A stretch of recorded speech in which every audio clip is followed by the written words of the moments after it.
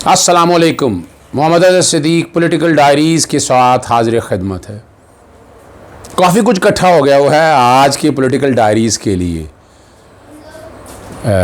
डस्का का इलेक्शन, क्या वजूहत थी हारने की, या क्या वाकई आ रही है पीटीआई, या पीटीआई को क्या कुछ सोच रहे हैं, उस पर बात होनी। जस्टिस काजी फायद ईसा के हवाले से कल बात हुई थी, नरसानी की दरख्वास्त, और उसके बाद सुप्रीम काउंसिल के सामने केस, और फिर अगली बात जो थी कि जस्टिस उमर अता बिन दयाल साहब रिक्यूज़ कर रहे हैं, उस कॉन्टेक्स्ट में बात थी, वो रखनी थी। तीसरा जो है जहांगीर तरीन क्या ख़तरनाक साबित हो सकते हैं, और क्या अब आगे वाकई ख़तरनाक है, या आगे पीडीएम या पाकिस्तान मुस्लिम लीग नून का हुकूमत को गिराने का एजेंडा क्या है। ये 3-4 इश्यूज़ हैं जिस पे बात होगी। एक आध दिन में इरफान हाशमी बाकायदा हमारे साथ मौजूद होंगे, जब हम पूरी डिटेल में गुफ्तगू किया करेंगे। सबसे पहले जो बात है जो आपके सामने रखनी है, क्या वाकई यानी अब तो जहांगीर तरीन एक ऐसा खिलाड़ी सामने आ गया। पीडीएम ने जब मामला शुरू किया, सेनेट के इलेक्शन आए, यूसुफ रज़ा गिलानी जब वो सेनेट की सीट जीत गया तो वोट खरीद और फरोख्त था। आपने अली अदर गिलानी की वीडियो देखी, इलेक्शन कमीशन सोया रहा, वो एक अलहदा बात है, वो जागा नहीं उस तरह से। फिर मरीम नवाज नमूदार हुई, उन्होंने आके कहा कि यहाँ नोट नहीं चला, टिकटें चली हैं 28 से 30 का। उस वक्त भी हम प्रोग्राम में कह बैठे थे कि बाकायदा टिकटों का लालच दिया है, और अब आपके सामने है तकरीबन 26 या 28 के करीब जो MNAs और MPAs जहांगीर तरीन के साथ निकल आए। तो यहाँ से एक बात क्लियर हो जानी चाहिए कि सेनेट का इलेक्शन हारने में यही इस ग्रुप का बहुत बड़ा हाथ है। सराइकी बेल्ट में ले लें, खुसरो बख्तियार ले लें, या जो कोई भी आप कहें, यानी इस बेल्ट का हाथ है कि जहाँ वोट ख़रीदने की बात हुई है तो यहाँ भी कहीं ना कहीं हुई, ये तहकीक होना बड़ा ज़रूरी है। जहांगीर तरीन बिल्कुल इमरान खान की मजबूत कुर्सी के साथ, लकड़ी की कुर्सी के पाए के साथ बैठे हुए हैं कुल्हाड़ी ले गिराने के लिए, तो क्या गिरा पाएंगे? वो तो उन्होंने कह दिया कि वो पीटीआई के ख़िलाफ़ नहीं चलना चाहते। वो अंदर से कोशिश भी की है उन्होंने, लेकिन पाकिस्तान मुस्लिम लीग नून इस मौके के ऊपर तैयार नहीं हो रही है। वो 2.5 सालों में पंजाब नहीं अब संभाल सकते, यानी महंगाई और ये तूफ़ान नहीं कोई संभाल सकता। ये मेरा चैलेंज है, ये मैं बार बार कह चुका हूँ, कोई नहीं कंट्रोल सा, सूबाई सब्जेक्ट है। और आहिस्ता आहिस्ता जैसे डॉलर अब नीचे आ रहा है, हालात अब बेहतरी की तरफ जाएंगे, लेकिन कीमतें नहीं कंट्रोल हो रही। उस इशू पर भी मैंने बात करनी है, वो जब यानी मिक्स हो जाएगी चीज़ें, तो इसलिए मुनासिब नहीं है इस वक्त। क्या वफाक में पाकिस्तान मुस्लिम लीग नून तोड़ना चाहती है? वफाक में कोशिश हो सकती है, ऑल्टरनेट क्या होंगे, ऑल्टरनेट भी उन्होंने डिसाइड किए होंगे, सोचे होंगे। यहाँ पर वो किसी तरह भी चौधरी परवेज़ लाई को नहीं लाना चाहते, ये याद रख लीजिएगा। बिलावल भुट्टो साहब ने बड़ा वादे तौर पर कह दिया, बिलावल भुट्टो ने कह दिया था, और जाके वो मिले भी थे चौधरी परवेज़ लाई से। वो चाहते हैं कि हमज़ा आए, हमज़ा नहीं आएगा पंजाब के अंदर हिसाब से। वो चाहते हैं कि जब वफाक और पंजाब में, ये तजर्बा पहले वो कर चुके हैं, जब आपके सामने मौजूद है। पंजाब के अंदर मुस्लिम लीग नून की गवर्नमेंट थी और वफाक के अंदर पाकिस्तान पीपल्स पार्टी की गवर्नमेंट थी। गवर्नर राज की बातें, ये सारा कुछ हम रिकॉर्ड में दे चुके हैं, और एक तरह की अलाइनमेंट नहीं हो सकेगी। तो ये रिस्क बिल्कुल नहीं लेंगे, सवाल ही पैदा नहीं होता। ये नोट कर लीजिएगा, या इसका प्रोग्राम नोट रख लीजिएगा, सवाल ही नहीं पैदा होता कि इसके ऊपर वो आए। वो बिल्कुल नहीं आएंगे इसके ऊपर। उनके अंदर की खबरें हैं, मेरे 2 दोस्त हैं, अब आप कह दें जानने वाले हैं पाकिस्तान पीपल्स पार्टी के अंदर, नून लीग के अंदर भी, और जहाँ बैठकर वो कोशिशें कर रहे हैं। शहबाज शरीफ से अगर मुलाकातें हो रही हैं, हमज़ा से मुलाकातें अगर हो रही हैं, शाहिद खाकान अब्बासी से अगर मुलाकातें हो रही हैं, अगर बिलावल से मुलाकातें हो रही हैं, आसिफ ज़रदारी से मुलाकातें हो रही हैं, तो ये सारे में ऑल्टरनेट, मिसाल के तौर पर नवाज शरीफ तो इलेक्शन लड़ नहीं सकते, मरियम भी डिस्क्वालीफाई है, तो आएगा कौन इस वक्त? शाहिद खाकान अब्बासी, आसन इकबाल, ख्वाजा आसिफ। अब इनके खिलाफ न्याय में केसेस चल रहे हैं, वो एक अलग बात है। तो क्या इनको वज़ीर आला देखना चाहेगी? राइट और लेफ्ट विंग की जो लड़ाई है उसमें आप खुद सोच सकते हैं, there is no chance at all.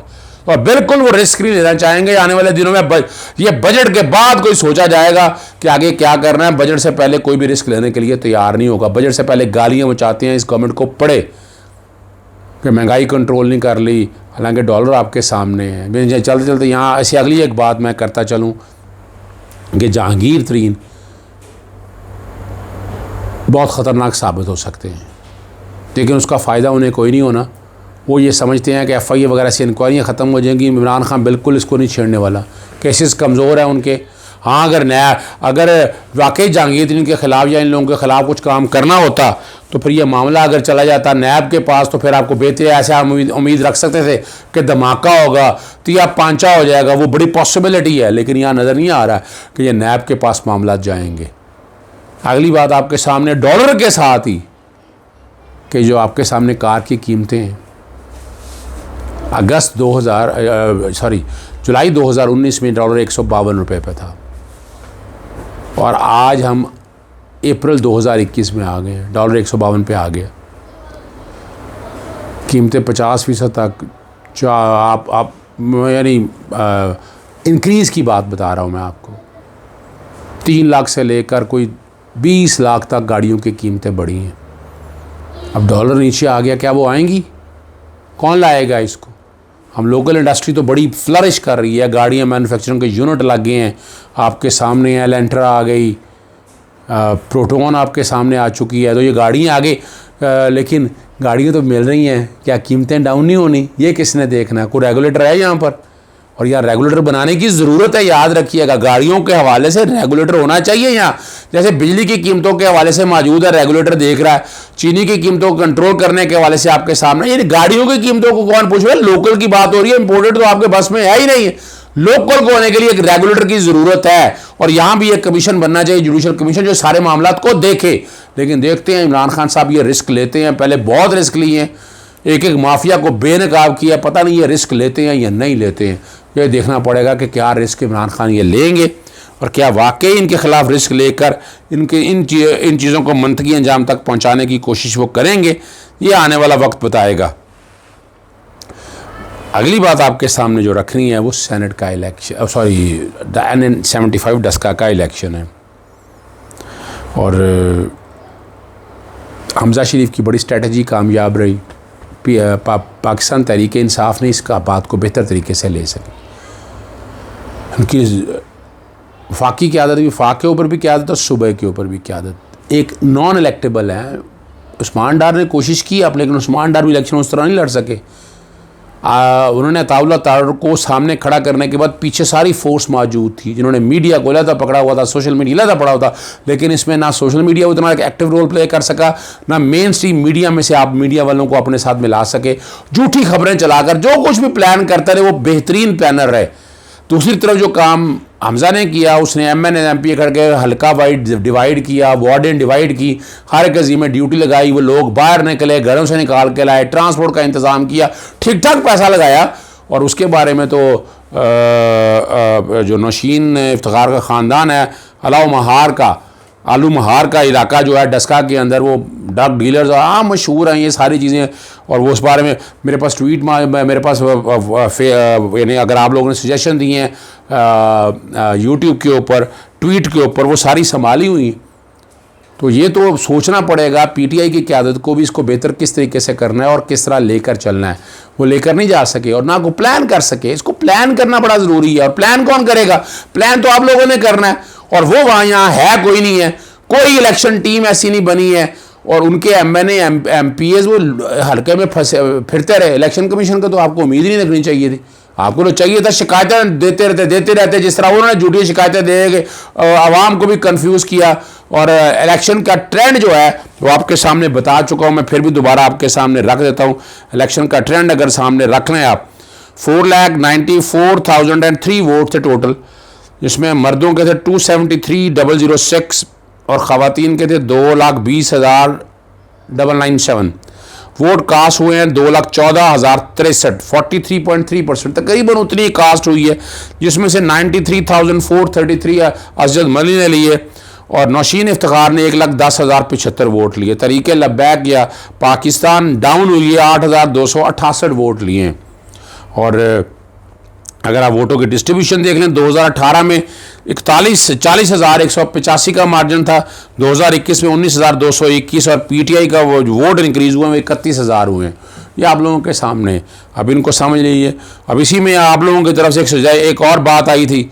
आप देखें ये लफ्ज़ लिखा हुआ है, तारिक अहमद साहब ने कमेंट किया, सिद्दीक साहब सिर्फ और सिर्फ उस्मान बुज़दार और नाअहल उम्मीदवार जिसका हल्का भी नहीं पीटीओ वर्कर को दूर रखना और टीम वर्क का ना होना। ये आप लोगों के कमेंट्स हैं और आप ही ने बताए हैं। और यहाँ ये मैं इसको फेंक नहीं सकता।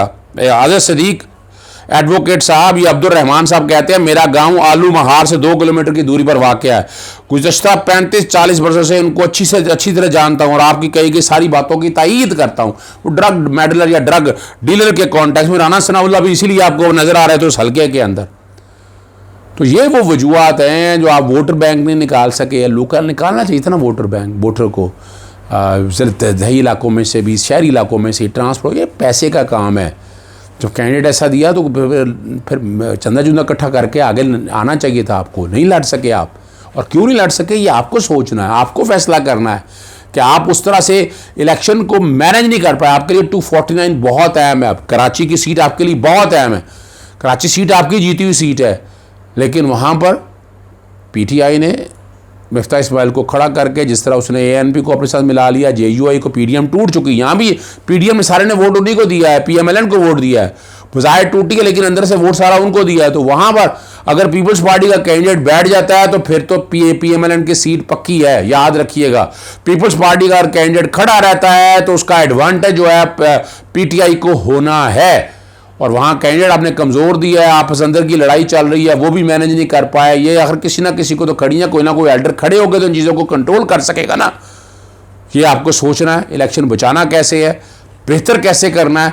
ये अगर 249 में भी आपको मसाइल बने, महंगाई वगैरह, ये सारा इशू आपका है, आपको बताना पड़ेगा। ये वफाक का इशू नहीं है, सुबह का इशू है। ये कब क्लियर, कौन बताएगा, कौन क्लियर करेगा। लेकिन 18वीं तरमीम के बाद ये सारा सुबह पे आ गया। यानी सुबह सिंध में तो महंगाई, यानी वो सारा डाल रहे हैं वहाँ के ऊपर। और भाई सुबह में आपकी हुकूमत है, कंट्रोल आपने करना है, होर्डिंग आपने कंट्रोल करनी है। जैसे पंजाब में चीनी की कीमत फिक्स हो गई, उन्होंने सिंध वाले कर सके, नहीं कर सके। तो ये तो क्रेडिट जाता है, लेकिन ये कौन बताएगा, ये आप लोगों ने आगे बताना है। और ये वो मामला है जो आवाम को आगाही करनी है। और जहांगीर तरीन वगैरह का जो एलिमेंट है वो भी नेगेटिव इम्पैक्ट दे रहा है। आपका इलेक्शन हारने में भी बड़ा अहम किरदार है। डस्का में आपके लिए, वहाँ कराची में भी बड़ा अहम किरदार रहेगा। कैसे जैसे हुकूमत चली जानी है, जब हुकूमत जाने की आवाज़ें शुरू हो जाए ना, तो उसका फिर लोग ट्रस्ट नहीं करते। लोग इस बात को वोट देकर वोट नहीं देते। आगे आज़ाद कश्मीर का भी इलेक्शन सर पे पड़ा हुआ है। अगर आपने अभी चीज़ों को ना संभाला तो बड़े मसाइल पैदा होंगे आपके लिए। अगला जो आखिरी जो इशू आपके सामने है वो जस्टिस काजी फाइज़ था। जस्टिस काजी फाइज़ ने जो वहाँ इस्लामाबाद बार के अंदर तकरीर की, बड़ा तनकीद हुई है और जायज़ तनकीद है, मैं समझता हूँ। वो समझ नहीं पाए आइन। और देखे दीन इस्लाम एक मुकम्मल दीन है, बड़ा कैनवस है। आइन पाकिस्तान उसके अंदर एक छोटा कैनवस है। आइन पाकिस्तान के अंदर दीन नहीं है। ये फ़र्क ज़रा माइंड में क्लियर कर लें। अक़लियतों के हकूक़ दिए हुए हैं दीन ने दिए हुए, तो आइन ने प्रोटेक्ट किए ना, उसी को बता दें। जानवरों के हकूक़, हमसायों के हकूक़ जो दीन इस्लाम ने दिए हैं वो सारे वाज़े तौर पर तयन शुदा हैं। वहाँ आइन को इंपॉर्टेंस दे दी। इन साहब को शायद इतना पता नहीं कि आइन दीन क्या है और आइन क्या है, और कोशिश की कि उसको समेटने की। नुकसान है, समझना चाहिए उनको। मैं बैठे एक जजमेंट जो दोस्त ने शेयर की है, और बाकायदा उनके इस बयान के ऊपर ख़ास तौर पर इलामा ताहिर अशरफी ने भी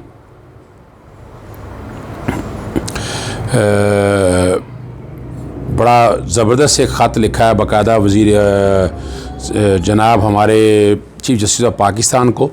आपकी खिदमत में गुजारिश है कि सुप्रीम कोर्ट के मोहतरम जज जस्टिस का तकरीर में खिताब करते हुए कहा, आइन इस्लाम से कबल है क्योंकि आइन सबको हक़ देता है, और इस्लामाबाद में मोहतरम जी जस्टिस साहब जस्टिस काजी फ़ैज़ का यह बयान आइन पाकिस्तान और शरीयत इस्लामिया की तालीमात और ज़ाब्ता के ख़िलाफ़ है। इस्लाम तो पूरी कायनात के लिए रहमत है, और इंसान ही नहीं, हैवानात, नबातात आपकी रहमत और उनके हकूक़ का मुहाफ़िज़ है। जब मोहतरम जस्टिस काजी पाकिस्तान से लेकर इस्लाम तक दो दिल चाहता है कह देते हैं, जिसे अहले पाकिस्तान अहले इस्लाम के दिल मजरूह होते हैं। आपसे गुजारिश है कि इस हवाले से उनको हदायत या नसीहत ज़रूर फरमाएँ कि वह अपने ख्यालात जो कि शरीयत इस्लामी और पाकिस्तान की आइन दस्तूर के ख़िलाफ़ हो, उनको बयान करने से गुरेज़ करें, या फिर वह वसी मनसब से मुस्तफ़ी होकर अपनी ज़ाती हैसियत में जो चाहें कहें, ताकि उनको जवाब दे सकें। बतौर जस्टिस वो जिस मनसब है उन पर उनको अगर उनकी बात का भी जवाब दें, तौहीन और पाकिस्तान के एक अजीम इदारा का वक़ार मजरू करने का इल्ज़ाम आएगा। और हर सूरत कोई पाकिस्तानी चाहता कि अदालत आलिया पाकिस्तान के लिए बहुत मोहतरम और पुरवकार है। एक फ़ैसला आपके सामने मैं पढ़ने लगा हूँ। 1996 PLD सुप्रीम कोर्ट 234, ये बड़ा ज़बरदस्त है। As we have seen, Islam has given a great importance to justice that must be done at all cost. Those who perform the function of qazis, जजेस और कादिल कदा, chief justice must be not only men of deep insight, profound knowledge of the Sharia, but they must also be Allah fearing, forthright, honest, sincere men of integrity. So far as dispensing of justice is concerned, you have to be very careful in selecting officers for the same. You must select people of excellent character, superior caliber, and meritorious record. They should not be corrupt, covetous or greedy. And a judge must be a man of having deep insight, profound knowledge of Sharia. अब आपके सामने ये PLD 1966 PLD supreme court 324 है। आपके सामने ये भी मैंने पढ़ दिया है। आप यहीं से अंदाज़ा लगा लें, यहीं से आप समझ सकते हैं कि कितना अहम इशू है ये, और इसके लिए कितना अपने आप को हालात और वाक़यात के मुताबिक रखना है। 13 तारीख को नज़रसानी की दरख्वास्त लगी है 10 मेंबर बेंच के सामने। जस्टिस उमर अता बंदयाल साहब हेड कर रहे हैं। उसमें अभी तक नज़रसानी मेरिट पे तो सुनी नहीं गई। पहले बेंच बनाने का कह दिया गया, फिर बता दिया गया लाइव कवरेज करें। अब मेरिट पे सुनी जाए, मेरिट पे फ़ैसला किया जाए। और ये टाइम ज़रा कम है। जस्टिस मंजूर मलिक साहब, पहले जस्टिस फैसल साहब रिटायर हो चुके हैं अब इसमें, वरना इसमें भी जस्टिस मंजूर मलिक रिटायर हो जाएंगे तो फिर नया बेंच बनाना पड़ेगा। मुनासिब यही है कि उससे पहले से डे टू डे हेयरिंग करके, ज़्यादा लंबा लेंथी इशू नहीं है, डिसाइड कर दे। और वैसे बड़ा छोटा सा इशू है, जो कुछ कहना था बातें हो चुकी हैं। अब बेंच को चाहिए कि वो सिर्फ और सिर्फ लॉ पॉइंट पर बात करे, error apparent on the face of record, ताकि इसको ख़त्म हो सके। 14 तारीख को सुप्रीम जुडिशल काउंसिल के सामने केस लगा हुआ है, और आपको पता है जस्टिस काजी फायद ईसा के ख़िलाफ़ लगा हुआ है। 5 रुकन होंगे जब सुप्रीम जुडिशल काउंसिल में। 3 सीनियर जजेस हैं सुप्रीम कोर्ट के, जिनमें चीफ जस्टिस जस्टिस बशीर आलम, जस्टिस उमर अता बंदयाल।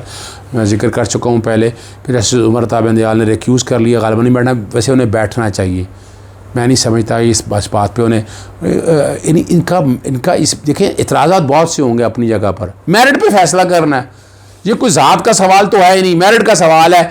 जो मनी ट्रेल के हवाले से बातें की थी, मनी ट्रेल से चीज़ें तो सारी सामने आ गई। मनी ट्रेल नहीं दे सके साहब, सरीना ईसा नहीं दे सकी, ये रिकॉर्ड की बात है। FIR की रिपोर्ट आ चुकी है, FBR ने अब उसके सामने रख के मिसकंडक्ट के हवाले से मामले को देखना है, और कभी इम्कान है कि शोकाज नोटिस जारी हो जाए तो शायद 14 तारीख को फिर समाअत ना हो पाए। दो सीनियर चीफ जस्टिस हैं, एक सिंध हाई कोर्ट के चीफ जस्टिस हैं और एक इस्लामाबाद हाई कोर्ट के चीफ जस्टिस हैं, जस्टिस अहमद अली शेख और जस्टिस अतर मिनल्ला साहब। अगर एतराज़ ये है कि 10 मेंबर बेंच तो फिर सुप्रीम कोर्ट में बचेगा कौन? गालिबन एक जस्टिस अमीनुद्दीन खान साहब ही बचेंगे। तो ये अगर यहाँ काम शुरू हो गया तो फिर तो हर इदारे पे ये सवाल शुरू हो जाएंगे। जस्टिस पहले भी जस्टिस तारिक मसूद साहब और जस्टिस जादुल हसन अपने तय अलहदा हो गए थे बेंच से, हालांकि बड़ा सीधा लीगल सवाल था, और लीगल सवाल पे सुप्रीम कोर्ट का काम लीगल सवालों पे है। जब जजमेंट आएगी फिर बंदा बात करता है, उससे पहले ही। और जिस तरह की बातें जस्टिस काजी फैसल ने बतौर साइल की हैं, बहुत से एतराज़ात हैं, बहुत से लोगों के एतराज़ात हैं। और अब ख़ास तौर पर जिस तरह के वो तरीक़ाकार ले रहे हैं आपके सामने हैं। मैं कोशिश करता हूँ, जो कि बार बार पूछा जाता है जस्टिस काजी फैसल का केस क्या होना है, और आपके सामने दोनों चीज़ें रख दी हैं, और आप कोशिश करेंगे आपको आगाह करते रहें पॉलिटिकल डायरीज़ के प्रोग्राम में। इजाज़त दीजिएगा। अस्सलाम वालेकुम।